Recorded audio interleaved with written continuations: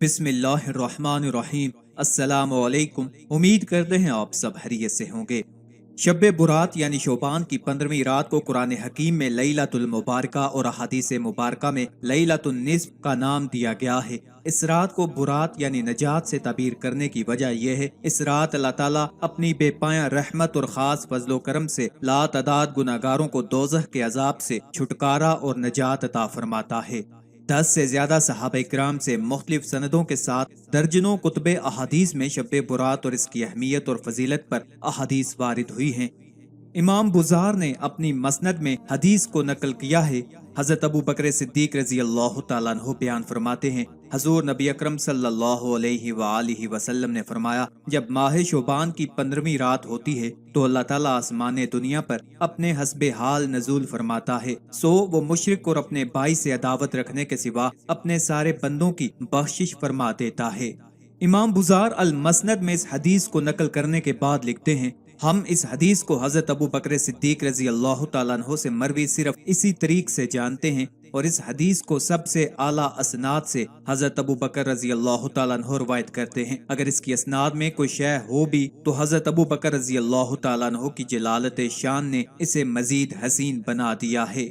हजरत आयशा रजी अल्लाह तआला अन्हा फरमाती हैं, शोबान की 15वीं शब को मैंने नबी करीम सल्लल्लाहु अलैहि वसल्लम को अपनी आरामगाह पर मौजूद ना पाया तो तलाश में निकली, देखा कि आप जन्नतुल बकी में कब्रिस्तान में हैं। फिर मुझसे फरमाया कि आज शोबान की 15वीं रात है। इस रात में अल्लाह ताला आसमान दुनिया पर नजूल फरमाता है और कबीला बनी कलब की बकरियों के बालों की तादाद से भी ज्यादा गुनाहगारों की बख्शिश फरमाता है।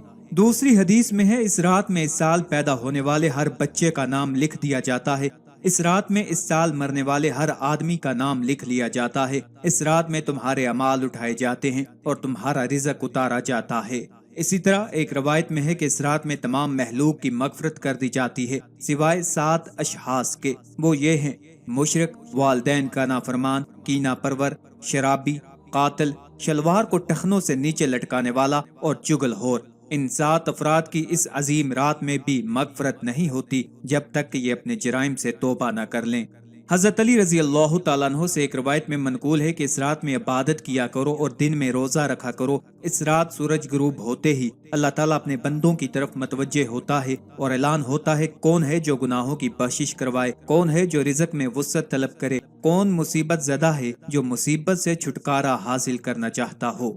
इन हदीस करीमा और सहाबा इकराम और बुजुर्गान दीन के अमल से साबित होता है कि इस रात में 3 काम करने के हैं। कब्रिस्तान जाकर मुर्दों के लिए साले सवाब और मगफरत की दुआ की जाए, लेकिन याद रहे कि नबी करीम सल्लल्लाहु अलैहि वसल्लम से सारी हयात मुबारका में सिर्फ एक मरतबा शब्बे बुरात में जन्नतुल बकी जाना साबित है। इसलिए अगर कोई आदमी जिंदगी में एक मरतबा भी इत्तबाए सुन्नत की नीयत से चला जाए तो अजर सवाब का बाइस है, लेकिन फूल पत्तियां, चादर चढ़ावे और चुरागा का एहतमाम करना और हर साल जाने को लाजम समझना, इसको शब्बे बुरात के अरकान में दाखिल करना ठीक नहीं है। जो चीज नबी करीम सल्लल्लाहु अलैहि वसल्लम से जिस दर्जे में साबित है उसको उसी दर्जा में रखना चाहिए। इसका नाम इत्तबा और दीन है।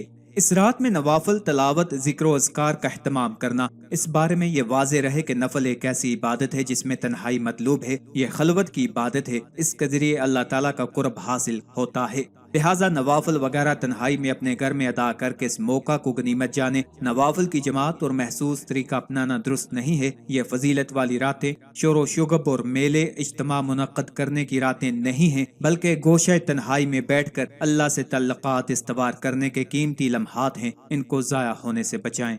दिन में रोजा रखना भी मुस्तहब है।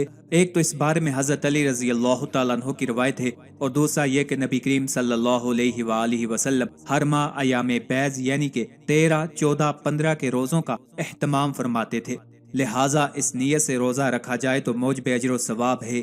बाकी इस रात में पटाखे बजाना, आतिशबाजी करना और हलवे की रस्म का एहतमाम करना, ये सब खुराफात और असराफ में शामिल हैं। शयातीन इन फजूलियात में इंसान को मशगूल करके अल्लाह की मगफरत और इबादत से महरूम कर देना चाहते हैं और यही शैतान का असल मकसद है। बहरहाल इस रात की फजीलत बेअसल नहीं है और सलफ़े सालहीन ने इस रात की फजीलत से फायदा उठाया है।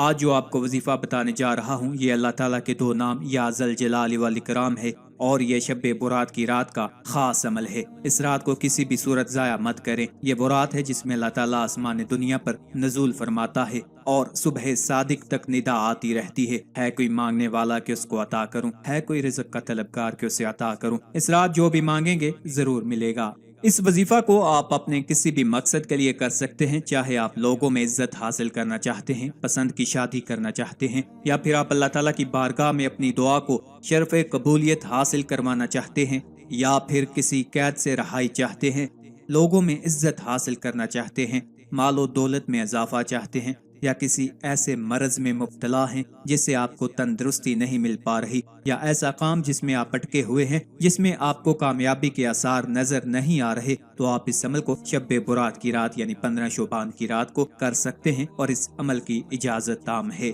آج جو آپ کو وظیفہ بتانے جا رہا ہوں یہ اللہ تعالیٰ کے دو نام یا ذل جلال والاکرام ہیں۔ اس میں دو صفات یکجاں ہیں، ایک جلال اور دوسرا اکرام۔ جلال سے مراد شان و شوکت اور عظمت اور بے حد قوت والا ہے۔ اکرام کا مطلب عطا اور کرم کرنے والا ہے۔ اللہ تعالیٰ صاحب جلال ذات ہے، یعنی دنیا میں جو تعظیم اور عزت ہے وہ اللہ تعالیٰ کی ہے۔ اکثر روایات اور اقوال میں یا ذل جلال والاکرام کو اسم اعظم کہا گیا ہے۔ اس کے بارے میں روایات حسب ذیل ہیں۔ حضرت علی رضی اللہ تعالیٰ عنہ سے مروی ہے، اسم اعظم کے ساتھ جس نے بھی دعا مانگی اللہ تعالیٰ نے اس کی دعا قبول فرمائی، اور اسم اعظم کے وسیلے سے جس نے جو کچھ بھی مانگا اللہ تعالیٰ نے اسے عطا کیا، وہ اسم اعظم ہے یا ذل جلال والاکرام۔